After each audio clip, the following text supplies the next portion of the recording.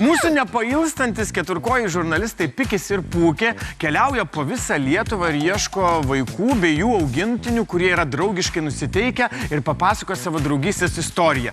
Šį sekmadienį taip pat tokią istoriją turim. Pažiūrėkim, ką jiems pavyko pakalbinti. Šiandien mes lankomės Drevernoje pas Markus Aurelijus ir jo augintinį Magnus. Magnus veislė vilkogaudis, kilmė Airija, amžius 5,5, hobis sočiai pavalgyti už 3, gyvenimo moto gero šuns turi būti daug. Aš gyvenime nemačiau tokio didelio šuns, kur ten didelio, milžiniško, net sprandą įsiskauda bežiūrint. Kažkaip jis man panašesnis labiau į karvę, o ne į šunį. Pūkė, čia yra vilkogaudis.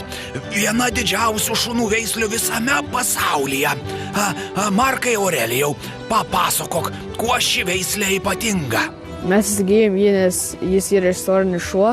Pirmam amžiuje romėnai paleisdavo jos į kovas.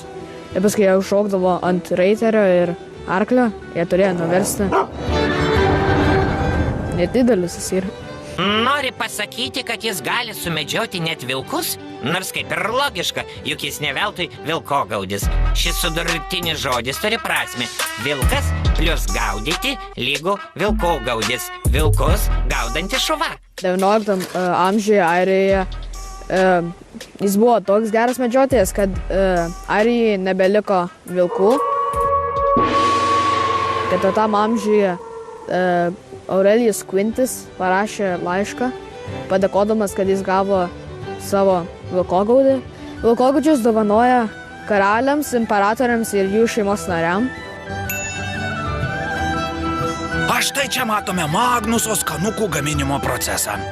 Markus Aurelijus su mama savo šunį Magnų lepina taip laukia, natūraliai pagal senas tradicijas iškepta duonele. Nenuostabu, kad jis taip uoliai mokosi ir klauso, kai toks gurmaniškas aptarnavimas. O kas tokį šunį auginant yra sunkiausia? Apart to, kad jis, tikrai sunkus. Sunkiausias dalykas buvo, kaip jo reikėjo mokinti, kaip reikia sėsti, kaip jo reikia visą laiką prieiti prie mamos, kad apsaugotų. Ir sunkiausias dalykas, kad reikia visą laiką pirkti daug maisto, nes jis valgo apie 2 kg per dieną. Taip skaniai pavalgius, atėjo metas visiems kartu sugrįžti į studiją. Na ir štai šitie įspūdingi mūsų laidos herojai Markus Aurelijus ir Magnus yra pas mus draugiškame kieme.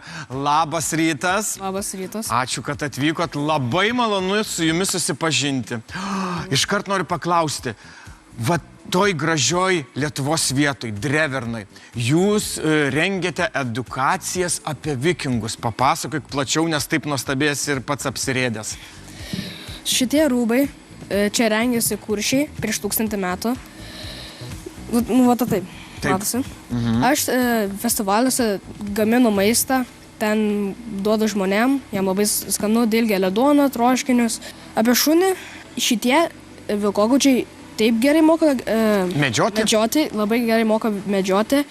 Ir netgi 18 amžiuje Airijoje nebeliko vilkų. O, tikrai? Ja. Iškart pasidarė saugiau gyventi. Klausyk, tikrai, tu tiek daug visko žinai, taip įdomiai pasakoji, kad aš jau matau, vaikai nori paklausti, nes labai smalsu sužinoti apie jūs.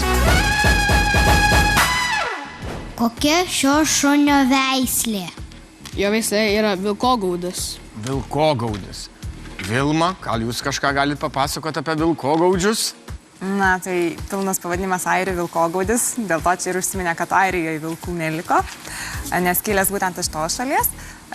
Ir tai yra didžiausias šuo, didžiausia šuns veislė. Ar šis šuo klauso komandų? Kartais neklauso, kartais ir klauso. Kaip pasirenka, ar ne? Kadangi jau jam 5 metai, jisai gali spręsti, kada nori, kada nenori, taip? O kokių komandų klauso? Sėsti, gulti, ateiti, pulti. Ką tik paprašė atsigulti ir šuo atsigulė. Paklausė, akivaizdžiai buvo demonstracija, šuo paklausė komandas. Mes dabar bandom jį išmokinti, kad duoti ranką. Rodom maistą, sakom duoti ranką. Ir jis kartais duoda, kartais ne. Pabandom dabar. Magnus, O, čia taip jau vyriškai paspaudė, paplojam. O, tikrai kaip tikras krepšininkas, tokia letena, kur kamuolį gaudo krepšininkai ir deda į krepšį.